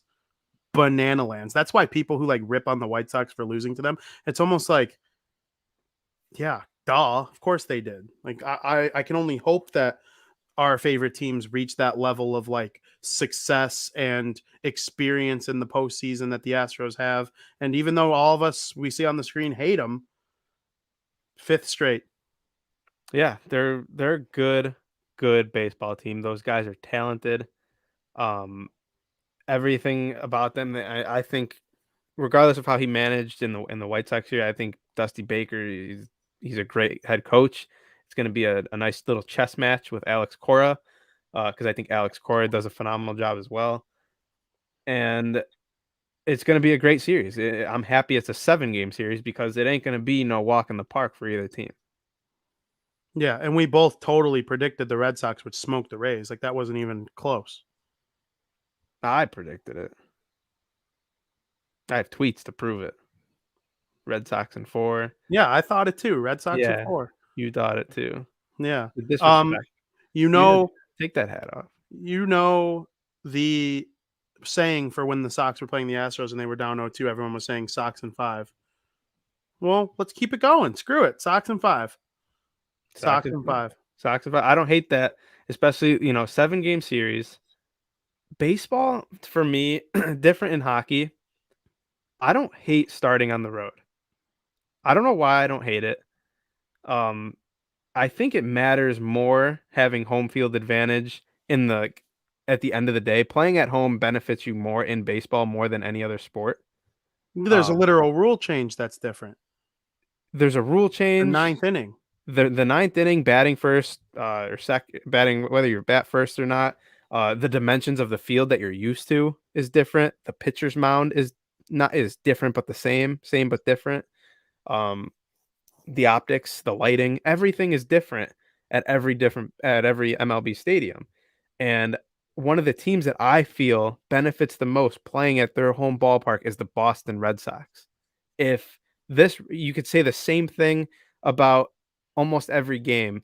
I'll go real quick specifically. Obviously, the wild card game with the Yankees, Mike Stanton's his one single and his double moonshot off the Green Monster. The Stantonian home The runs. Stantonian home runs that were singles and doubles, and one of them got Aaron Judge gunned at home. If that was at any other ballpark, guess what? We got runs on the board. Not good. The debacle ground rule double or whatever that happened in right field against the Rays, off the wall, off the player, over the fence, made the guy stay at third base in the 13th inning, 12th inning, 13th inning, whatever the fuck it was, made him stay at third base. They get out of it, still tied 4-4, walk off in the 13th inning. Just incredible. That doesn't happen if you're playing at any other ballpark. I think the same thing is you're gonna see something benefit about playing in Fenway Park against these Astros. And the reason I don't hate that the Red Sox are starting on the road, it benefits the Red Sox to play at Fenway more than it benefits the Astros to play at their fucking park. I forget what it's called. Minute Maid. Minute Maid. With that being said, you get a win. You're playing Valdez tonight or tomorrow. I don't know. The Red Sox haven't announced anything. I think it maybe go with Sale if he's Alex ready. Cora announced today that Sale is a part of their rotation. Wouldn't say what game or anything like that, but he announced today that they are part of the rotation. I personally would start him early in game 1, let him get his feet wet in this series. Try to get some Ks on the stat sheet for guys like Altuve, Bregman, Correa, Gurriel, and win a game in Houston. You come back to Fenway. In baseball, you play 3 straight at Fenway. It goes 2-3-2, and who knows? Before you know it, you'll be popping bottles in the locker room, going to the World Series. Are you mad at the Rays for ordering champagne to Boston, assuming they would win? Yeah, that's a wild move. You don't win game 1. It was after game 1. So now you're thinking, okay, we're the Rays. We can't guarantee we're going to win tomorrow, but we should be able to win it 2 more at some point, and there's a good chance over the next 3. Yeah, their logic pretty much is like it's not going to game 5. So we're just going to get our champagne ready in Boston. Let's order it to Boston. Like, what a wild move. You overnight that shit. You wait until you're about to fucking win it, until you're at least in a winning scenario, and then you overnight that shit. Crazy move. Fucking Major League Baseball team. You could probably order it in the 5th inning of a game that's looking good for you that you're about to clinch. Just buy it in Boston. You have your fucking guys go during the fucking 5th inning. That's what I said. Yeah. You're a baseball team. Crazy move. I love the celebrations. I loved seeing the Boston Red Sox and every team that has won their respective round with the celebrations after. Yeah. So really quick, you didn't persuade me on our whole argument earlier. You persuaded me on this. You changed my mind on this, and I'd like you to explain it to the people. I was a little annoyed seeing every single team pop champagne no matter what.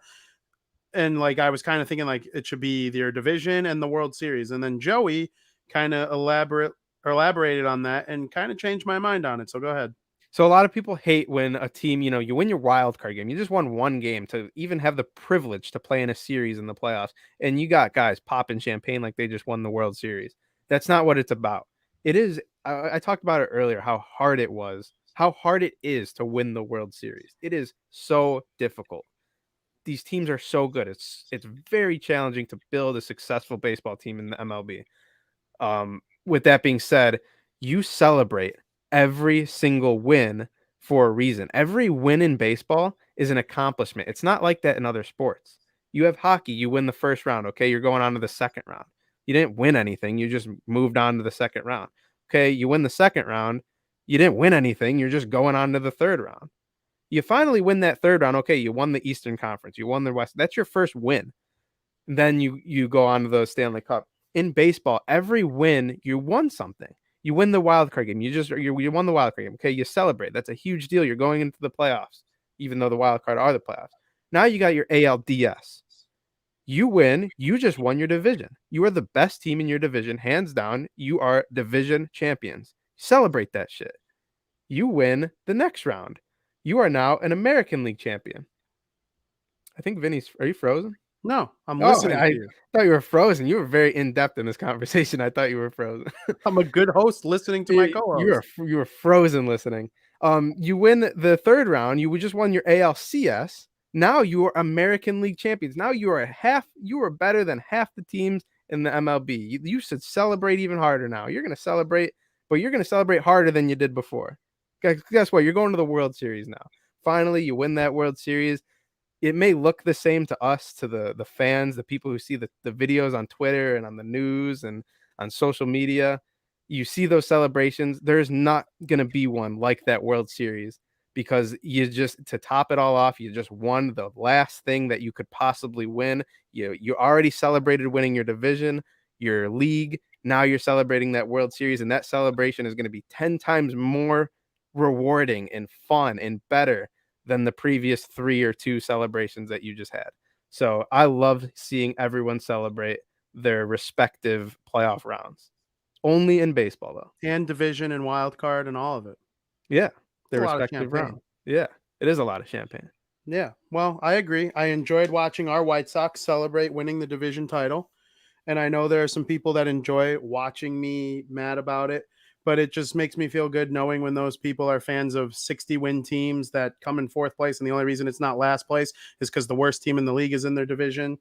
And yeah, it just makes me happy in so many ways when people think about me when, they're watching sports, and I don't even slightly think about them once the camera turns off. So it's just great. How do you feel about it? Like when people like watching you mad?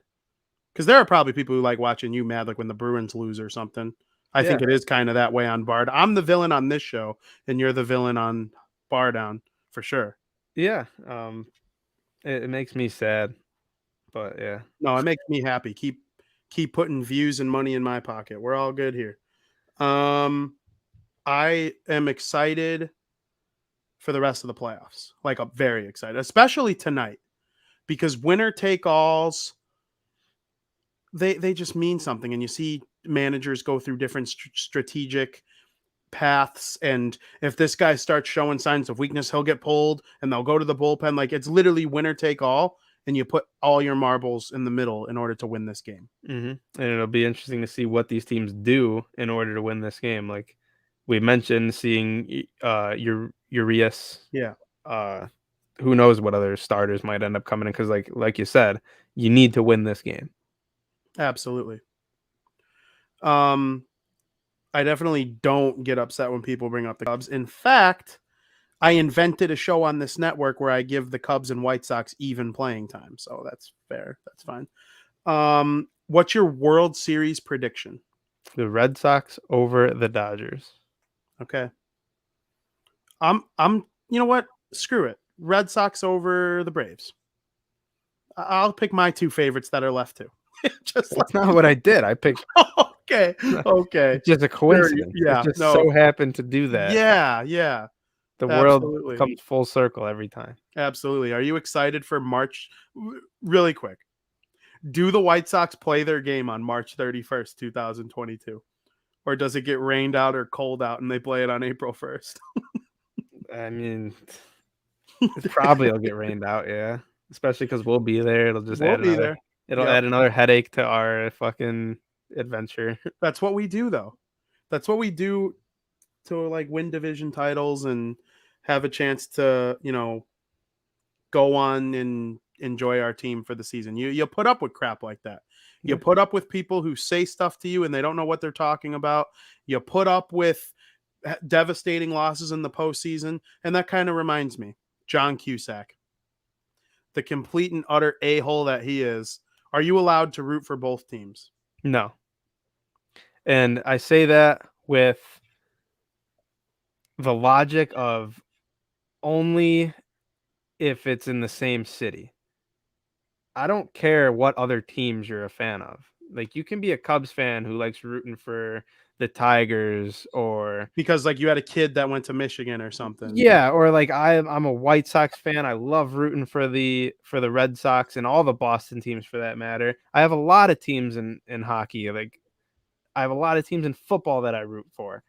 But when you have two teams from the same city, I just feel it's appropriate to fucking pick one because now you're stepping on territory there. It's like you just pick one. So I'm a huge, I guess you can say, ambassador of the idea that if you are a Chicago White Sox fan, you're not going to also go to Cubs games in your Cubs gear and cheer against the Cincinnati Reds or vice versa. You're not going to, a Cub fan ain't showing up to Guaranteed Rate Field in his White Sox gear watching them play the Indians. It's just not how it works. Mets fans would agree. Yankees fans would agree. Dodgers fans would agree. Any fan who lives in that city would agree. Okay, and here's where I'm at on it. If you choose to be the type of person like me who hopes the Cubs go 0-162 every single season, and I will tell that to any single person you want me to. I have family members who hate me for it, comment weird things on Facebook. Like, I don't care. I literally do not care.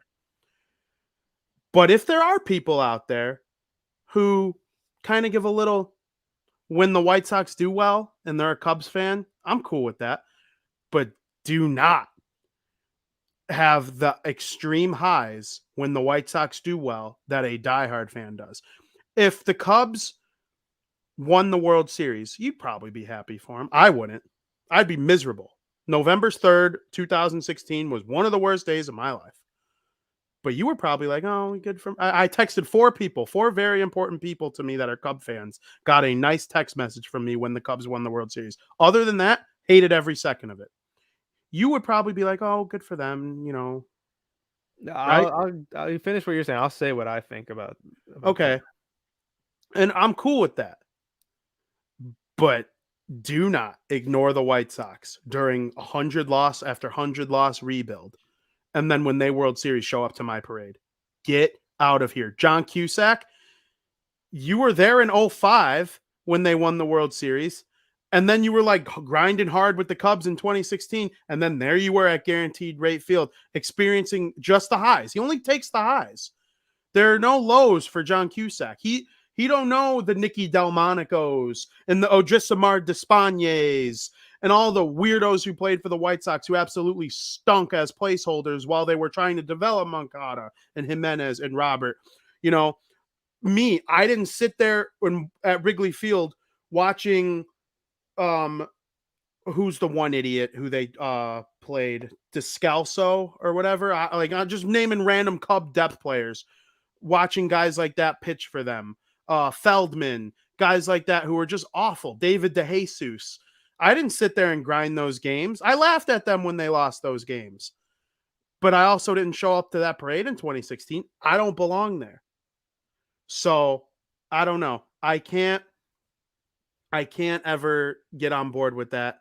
And John Cusack, get out of here, man. Don't come. And the way he handled it was kind of weird too. If he would have showed up to Guaranteed Rate Field on Tuesday wearing a half Cubs, half White Sox jersey, I would have thought that was hilarious because then he's like playing into that villain. Yeah, exactly. But dude. Yeah. So I agree. I agree with the fact that like you shouldn't be able to like it's okay if when the White Sox win, like you're happy for the city of Chicago because it does mean great things for the city when their sports team wins. I the local bars and businesses and all that they do extremely well. Great for the city when when the team wins their championship. Yep. But if you're a Cub fan, like you shouldn't be happy about it as from a fan's perspective. I agree with like you don't belong at the parade. You don't. Like that's you can be happy, but you're not experiencing that extreme high. That place is for the people who sat through the ups and downs of this journey to win that World Series. And pretty much exactly like what you said. If the Cubs win the World Series, I personally don't hate the Cubs. I don't hate them. I don't hate them at all. I don't root for them. They're just kind of there. There's a lot of guys I actually really like on the Cubs. I've always loved Chris Bryant. Anthony Rizzo grew on me. I love all the Cubs. Never was a crazy Baez fan, but I respect him. when I rip on Baez, it's because I actually genuinely don't think he's all that great of a player, and I hate Wilson Contreras Yeah. because of the way he is obsessed with winning, and that rubs other fans the wrong way, and that's a good thing. That's a compliment. But like as far as individual players, no, I don't hate a single one of them. Yeah, and the best way to I get hate me to more root people who root for my misery, like in the chat. Those are the people I root against the Cubs for. a good way to get me to root for the Cubs is just have them play on the Red Sox a little bit before, because I love David Ross, I love John Lester, I love Craig Kimbrell. But I am very more so the fact when the Cubs like win the World Series, or when the Cubs succeed or do well, I am happy for the fans that are diehard Cub fans, whether they hate the White Sox or not. I always am happy for those fans, knowing how passionate they are, knowing what that feels like to be passionate about a sports team and watch them succeed. So that's my logic on that. I hope when like the Boston Bruins win the cup one day, I hope my phone blows up with congratulation text messages. It's probably going to happen, but that's what I want to give to other people, hoping that one day I'm able to get it back. Yeah, I agree with you. And I'm in no way, shape, or form jealous of the Cubs. I don't even know how that makes sense. They are a tremendous organization that has treated their players well. They are rivals. If you don't think the Cubs and White Sox are rivals, I got nothing for you. They play in the same city. The Mets and Yankees are rival. Ask anyone in New York. Oh, let me tell you a little story. I know plenty of people in this industry. Okay. If you show up to either team's facility in spring training wearing the other team's gear, like if you have a credential and you are wearing a Cubs hat, there will be people who approach you within seconds and say, "What the hell are you wearing that here for?" I'm not kidding. That is a real story. I've heard it from people I trust. And I don't know what to tell you if you don't think these two front offices secretly deep down inside are not cool with each other. Yes, they make trades because each other wants to better each other's baseball team and it's business, but they are a rivalry. And I don't know what to tell you if you think otherwise. It is a different type of rivalry. The two teams like are both fighting to be the better team from that city. Yes. I don't know how you can say they're not. It's a They're not. business rivalry. Yeah. It's not a standings rivalry. And and Chubbs, I'll just chime in. This is That is just completely so wrong. false. Yeah, Like that's just the so New wrong. York Yankees fucking hate Mets fans. They Yes. hate the Mets and vice versa. There's a reason that when they play each other, it's ESPN baseball. Like that is just incredibly wrong. Yeah. But think of it like this. A quick analogy here that I just thought of. Think of like you work in like an office. All right. You have your rivals, other businesses, other offices, other buildings, but the Cubs and Sox is like two guys in the same office trying to be the better employee. Yeah, To exactly. represent that office. Yeah. None of them have really much to do with each other. Yeah. Like, but they do. So yeah, that's the way I look at it. They're definitely rivals in their own right, just like the Dodgers and Giants are. And that story about the hat is a true story that I heard. Go put that in your car. You can't wear that here. Not the Dodgers and Giants, like the Dodgers and like the Angels. I'm sure there's a somewhat of a rivalry there. Yeah, absolutely. Yeah. The Rams and the Chargers. One's an AFC team and one's an AFC team. And yeah, I don't know. And I would say the Cubs fan base is pretty much more bigger than the White Sox, though. I think both teams can dominate each city. It depends on who's winning, who's good. The Mets are worse than the Cubs and White Sox have ever been in terms of how their organization is ran. So yeah, no, I don't agree with that even slightly. The Mets can pack. Just go watch the videos from 2015 Mets. People in New York care about the Mets. Both the Mets and White Sox can pack a stadium and have a good nationally. Yes, have a good representative of fans. But I'm not going to disagree with the fact that the Yankees are always going to be bigger than the Mets and the Cubs are always going to be bigger than the White Sox. Yes, I agree with that, and I kind of like that. A Cubs parade would draw more people, and a Yankees parade would draw more people over the Mets. Yeah, I think the White Sox parade in 2005 had 1.5 million people, and the Hawks were at like 2, and the Cubs were at 5. But like most cities don't even reach 1 million. So, yeah, I'm not. Aldo disagrees here. He disagrees. We'd root for multiple teams. You're saying you can do that in Chicago with both teams. Wait, so he does think that you can root for both? Yeah. No, yeah, I think you can root for both. I think one has to like be that team, like your team. If you root for the other when they're not playing, that's fine. I personally don't do that. If one of them is your main like number one favorite team. Do you get what I'm saying? Yes. Well, so like if I was, let's say I wasn't a Red Sox fan and I loved baseball, I can be like a Yankee. I don't care about the Yankees enough, but if I could like the Yankees and the Mets, because I really don't care much about either Yeah. team. Yeah. So you can like there are people who if they don't really care about either team and they don't care about baseball, yeah, I feel like they can be both White Sox and Cubs fans. But if you're a diehard White Sox fan or a diehard Cubs fan, you're not also gonna root for the White Sox or Cubs. Is kind of a better way to put it, I guess. Absolutely. And another thing, and Aldo kind of made me think of this with his comment.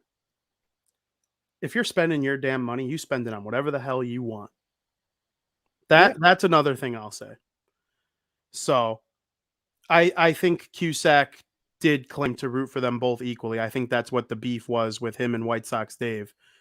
And he asked Dave like who the first baseman was in 1970 something, like 10 years before Dave was even born. Like I consider myself a diehard White Sox fan. I didn't know the answer. But like, did John Cusack know who played right field for them in 2017? Probably not. So spend your money how you will. Got a big ALCS series coming up here. So, he's saying you never saw them claim. Yeah, okay. Did you see anything revolving around that? I think it was more so the fact of Dave being upset with Cusack that he was there rooting for the White Sox, and then he's also there rooting for the Cubs.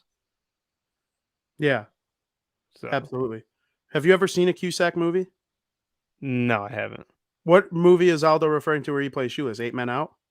He is an 8 Man out, yeah. So he plays Shoeless Joe in 8 Men Out. Oh yeah, I guess Obviously, that's the only one I've seen. Ray Liotta plays him in Field of Dreams. But I've never seen Hot Tub Time Machine. I heard it's the funniest movie ever. Really? Maybe we'll have to watch that. Yeah, A lot of debate on this show. See, that's what happens when now there's no team left to represent Chicago, so we're all fucking losers here at the end of the day, and it just brings out hostility with everyone. What we need it's Packers week, guys. What we need, yeah, there's just a lot of tension, a lot of fucking tension in sports. Week. Bears, Packers, White Sox and Cubs seasons are over. The Hawks just got fucked up by the Colorado Avalanche. There's a lot of hostility in sports. Now that the White Sox are done, are the Bulls the best active team? I don't know. I mean, it's hard enough starting a season on the road. Real quick hockey thing here. Hard enough starting a season on the road. It's even harder starting on the road in Colorado. So I don't even. Colorado's so fucking good. Lucky. I'd be happy if I'm the Hawks that they got a game out of the way early with the Colorado Avalanche. We'll see how this weekend goes. Heading over to New Jersey and Pittsburgh. Go Devils! You're betting Tom tonight against the Eagles? Oh yeah. Tom, easy win in Philadelphia. Should be good. Absolutely. Well, thank you for all those participating in the chat. Obviously, I hope everyone knows that like this is all meant to be fun. And me and Joey are gonna not fight after. Maybe I might punch him in the face for talking shit about the Eaton trade.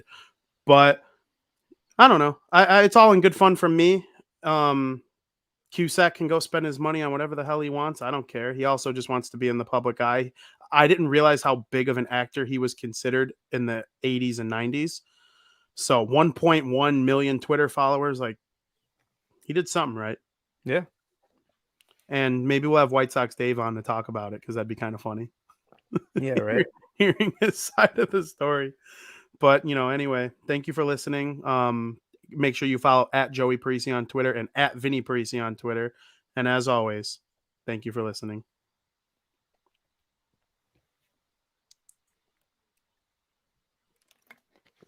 Maybe is it me?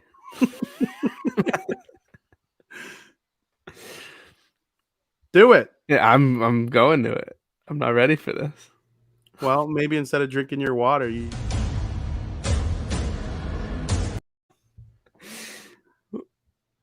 Why did it go halfway? All right. Thank you for listening, everybody.